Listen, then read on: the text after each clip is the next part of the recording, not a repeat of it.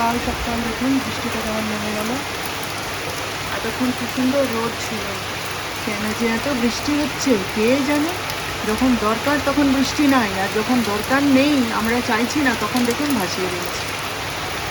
আমি বলেছি না এবার পুজোয় কী হবে কে জানে। ঠিক দেখুন কাজে চান করতে যাব, ব্যাস অমনি দুধটা চলে আসবে। এটা একটা বড় কাজ জানেন তো। ওই যে বলেছি না সামনে দাঁড়িয়ে না থাকলে এক্ষুনি সব একদম ঢেলে ভাসিয়ে দেবে। ঠিক চান করতে ঢুকবো ওই সময়টায় আসবে। আর কি করব, দুধটা ফুটিয়েই রেখে তারপরে যাই চান করতে ধীরে সুস্থে, নইলে ওকে আবার পুজো সেরে উঠে এসে দুধ ফুটিয়ে তারপর খেতে হবে। আর এই যে কালকের মাছ সব ভিজিয়ে রেখেছি, থাক পরে হবে। ওই সমস্ত বাসি কাজ সব করা শেষ হয়ে গেছে, ঘরটাও আজকে মুছে নিয়েছি, সবই হয়ে গেছে। শুধু এইটার জন্যেই আটকে যাওয়া, এটা হয়ে গেলেই ব্যাস চান করতে যাব, এসে গোপালকে পুজো দেব। এই যে দেখুন পুজো হয়ে গেল আমার, এইমাত্র পুজো করে উঠলাম। এই যে সকালবেলায় পুজো করার পর না ঠাকুরের আসনটা বড় সুন্দর লাগে, বলুন খুব সুন্দর দেখতে লাগে সকালবেলায়। নিজেই পুজো করি, করার পর নিজেই তাকিয়ে দেখি যে আমার ঠাকুরের আসনটা ভারী সুন্দর দেখাচ্ছে। এই দেখুন আজকে গোপালের একদম ম্যাচ ম্যাচ করে দিয়েছি, সব ম্যাচিং ম্যাচিং, দেখছেন এরও ম্যাচিং হয়ে গেছে আর এরও ম্যাচিং হয়ে গেছে। মর্নিং, পূর্বাস লাইফস্টাইলে সবাইকে স্বাগত জানাচ্ছি। আশা করি সকলে ভালো আছেন। তো ওই দেখুন আপনাদের সঙ্গে কথা বলছি আর ওপাশে আমার বন্ধুর মেসেজ আসছে। সকালে ঘুম থেকে উঠেই সব প্রত্যেককে গুড মর্নিং জানাই, জানানোর পর এইবার ওই কাজের ফাঁকে ফাঁকে মেসেজ করা হতে থাকে আর কি। আমি বলেই দিয়েছি আমাকে ফোন টোন করো না, কারণ ফোন করলে ফোন ধরে কথা বলার মতন সময় আমার নেই। মেসেজ করে দিবি, আমি যখন ইচ্ছা দেখে উত্তর দিয়ে দেবো। ওই জন্য সকাল থেকে আমার ফোনে মেসেজ শুরু হয়ে যায়। যাই হোক, আজকে হচ্ছে গিয়ে বুধবার, আর এখন বাজে হচ্ছে বেলা 11:15। তো এই কাজকর্ম তো শুরুই করে দিয়েছি, আপনারা তো দেখছেন সে কোন সকাল থেকে উঠে সব কাজ হয়ে গেছে, একদম বিছানা তোলা থেকে ঘর গুছানো। ও যিশুর ঘরটা শুধু একটু গুছিয়ে দিতে বাকি আছে, যাচ্ছি। ও তাড়াহুড়ো করে বেরিয়ে গেল, গাড়িটা আমাদের খারাপ হয়ে গেছে। এবার ওরা তো এদিক ওদিক ছুটছে, চেম্বার আছে ও আছে, সব যেতেই হয়, গাড়ি তো সবসময় কাজে লাগে না। তাই বাপ বেটা গেল গাড়ি নিয়ে ইয়েতে কারখানায়, গাড়ি হসপিটালে, এরা বলে হসপিটালে দেখাতে যাচ্ছি। তো সেইখানে গেল সব। তো সেই খাওয়া দাওয়া করে বেরিয়ে গেল, আমি যখন পুজো করছি তখন ওরা বেরিয়ে গেল আর কি। তো যাই হোক, ভাত আর ডালটা বসিয়ে দিয়ে এসে আপনাদের সাথে কথা বলছি। আর ওই যে কালকে তো সকালবেলাতে, কালকে সকালের জন্য রুটি করে রেখেছিলাম, সেই রুটি চা ডিম সেদ্ধ আমি জলখাবারে খেয়ে নিয়েছি। আর হাতটায় দেখুন একটা ফোসকা পড়ে গেছে সেদিনকে, কি যেন ছিটলো, মাছের তেল ছিটলো না কি একটা যেন ছিটলো। তা দেখুন হাতটায় না ওই চুড়ি খোলা পড়া করি তো, করতে করতে এসে ঘষা লেগে না কি ব্যথা জানেন। এই ফোসকার জন্য সব থেকে ভালো ওষুধ হচ্ছে লাল ওষুধ, জানেন তো। আমি দেখেছি আমার একবার সে এই আঙুলটায় না পুড়ে একদম এই আঙুলটা শেষ হয়ে গেছিলো। তারপরে আমার হাজব্যান্ড দেখে বলছে তুমি লাল ওষুধ দাও। আমি বলি লাল ওষুধে সারবে, বলে দিয়েই দেখো না। তো সত্যি সত্যি দেখুন আঙুলটায় কিচ্ছু নেই, আর লাল ওষুধে পরিষ্কার হয়ে গেছিলো। তো এটা লাল ওষুধ দিতে হবে, কাল রাতে আমি দিতে ভুলে গেছি।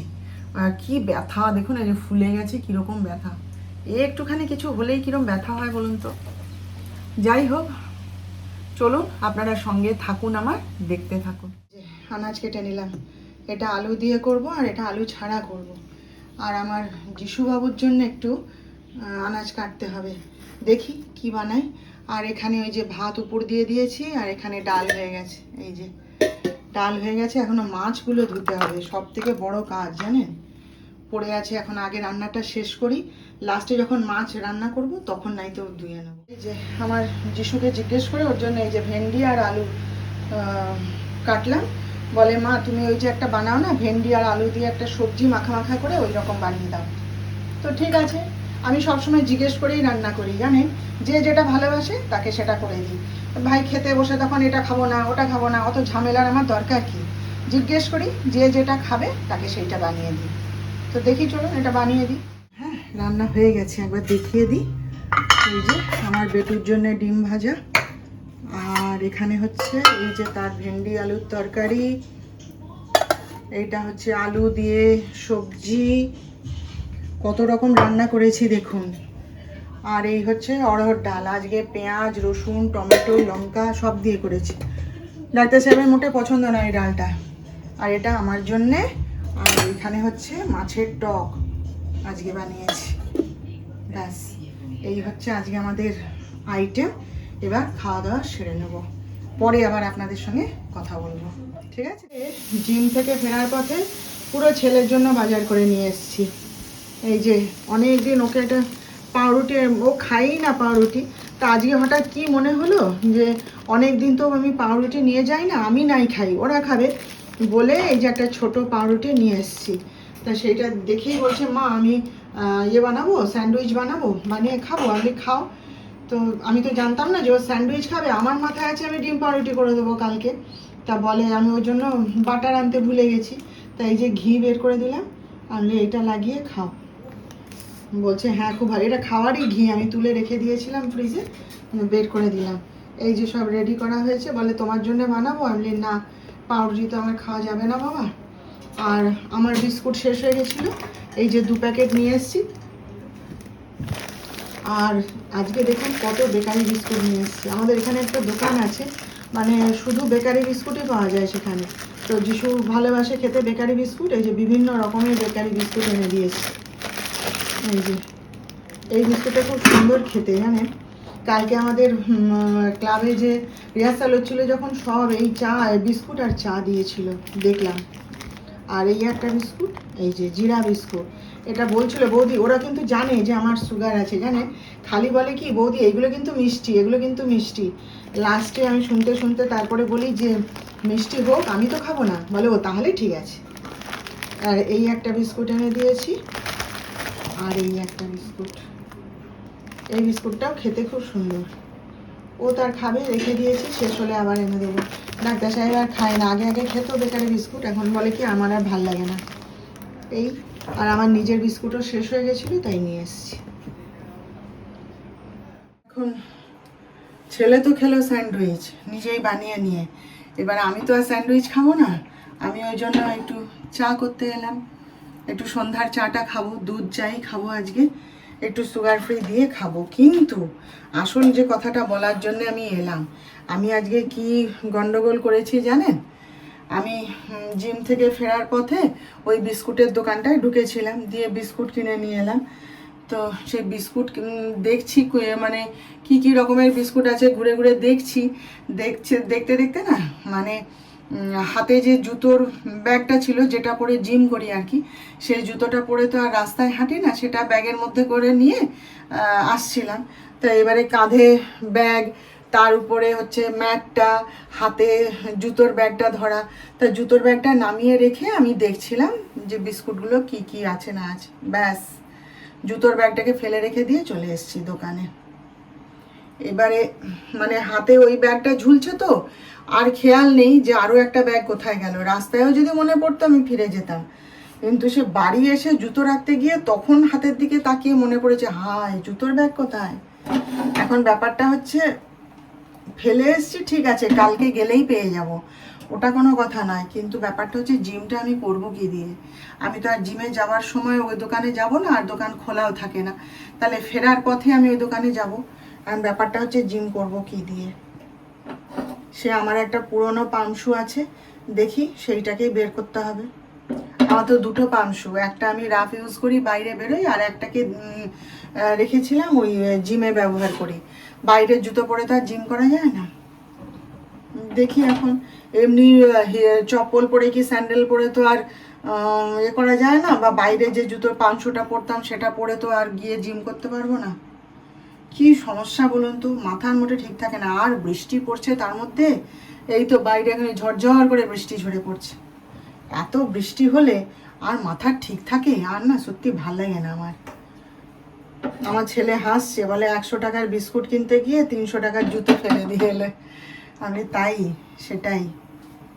আর কি করব বলুন, ভুলে গেছি। গেলেই পেয়ে যাব সেটা কথা নয়, কিন্তু ব্যাপারটা হচ্ছে যেতে হবে তো আবার অতটা রাস্তা, ওইটাই বিরক্তিকর। তারপরে আমি জিম যে করব, সে জিম থেকে ফেরার পথে দোকান খোলে যখন, তখন মানে পাবো, তার আগে তো পাবো না। জিমটা করব কি দিয়ে? এক্ষুনি কি আর জুতো কিনতে যাবো বলুন তো? ভালো লাগে না আর আমার ওই রকমই। ওই জন্য না আমি হাতের জিনিস কখনো মানে ছাড়ি না বা কাউকে দিই না। আমার একটা ভুলো রোগ আছে জানেন তো, ওই জন্যই ডাক্তার সাহেবের কাছে বকা খাই। আমার একটা ভুলো রোগ আছে, আমি শুধু ভুলে যাই, শুধু ভুলে যাই। যাই হোক চলুন, এই যে একটুখানি চা করে নিলাম, একটু বিস্কুট দিয়ে খাই বসে বসে, পরে আবার কথা বলবো, ঠিক আছে? তো আজকে এখন বাজে হচ্ছে 10টা 40, জানেন আজকে ঘরে আছি তো তাড়াতাড়ি রান্নাটা হয়ে গেছে। তো এখানে হচ্ছে রুটি, এটা এখন খুলে দেখাতে পারবো না, এটা টাইট হয়ে আটকে গেছে। আমার হাতটা কি হয়েছে দেখছেন, কি ব্যথা দেখুন। আর এখানে হচ্ছে এই যে আলুর তরকারি করে দিয়েছি ডাক্তার সাহেবের, টমেটো পেঁয়াজ লঙ্কা, এটা ওর মায়ের কাছে শিখেছিলাম, ওর খুব প্রিয় খাবার। আর আজকে একটুখানি এই যে রাজমা দিয়ে সবুজ মুগ দিয়ে তড়কা ডাল বানিয়েছিলাম। তা যিশু তো খাবে না, খাবে না বলতে এখন খাবে না, ওর জন্য রুটি আমি করিও নি, কারণ ও তো ওই যে স্যান্ডউইচ খেলো না সন্ধ্যাবেলায়, বলছে আমার পেট ভার মা, রেখে দাও, রাতের দিকে খিদে পেলে মুড়ি দিয়ে খেয়ে নেবো, না হলে কাল সকালে জল খাবারে খেয়ে নেবে। আর ডাক্তার সাহেব এখান থেকে একটু খাবে কি না জানি না, গন্ডগোল করবে, ওই জন্য ওর জন্য একটুখানি এই যে বানিয়ে রেখেছি আলু চচ্চড়ি। আমার ছেলে বলছে তুমি রাজমা খেতে খুব ভালোবাসো না মা? আমি বলি যে হ্যাঁ আমার খুব ভালো লাগে রাজমা সবুজ মুগ। বলে ঠিক আছে তোমাকে আমি একদিন রাজমা চাউল বানিয়ে খাওয়াবো। রাত এখন 11টা, লোডশেডিং হয়ে গেছে জানেন। আজকাল না ঘন ঘন লোডশেডিং করছে, ঘন ঘন লোডশেডিং করছে। সবাই বলছে পুজোর আগে লোডশেডিং করবে, আরে পুজো এখন দেরি আছে। যা লোডশেডিং আরম্ভ করছে না, কথা নেই বার্তা নেই, কারণ নেই অকারণ নেই লোডশেডিং। যাই হোক, রাত্রি এখন 11টা, আমাদের তো খাওয়া দাওয়া হয়ে গেছে, কিন্তু আমার ছেলেটা এখনো ঘরে ফেরেনি। ওই জন্য ঘুরে বেড়াচ্ছি। ও যিশু আর যিশুর দাদা দুজনে মিলে গেছে নার্সিংহোমে। যিশুর রাজা মামার কে একজন বন্ধু, ওরা চেনে, তার বাইক অ্যাক্সিডেন্ট হয়েছে, তো আমাদের নার্সিংহোমে এসে ভর্তি হয়েছে, তো মামা ডেকে পাঠিয়েছে, তাই দুই ভাই মিলে দৌড়ালো। তো এখনও তো ফেরেনি, কি জানি, তার মধ্যে আবার লোডশেডিং হয়ে গেল। সেই জন্যে ঘুরে বেড়াচ্ছি আর কি। যতক্ষণ না ঘরে এসে ঢুকছে না আমার শান্তি নেই ভাই, বলে কিছু লাভ নেই। তো যাই হোক চলুন তাহলে আজকের মতন রাখলাম, আবার আমাদের দেখা হবে, আপনারা ভালো থাকবেন। আর আজকের ভিডিওটা ভালো লাগলে একটা লাইক শেয়ার ও সাবস্ক্রাইব করে প্লিজ জানিয়ে দেবেন।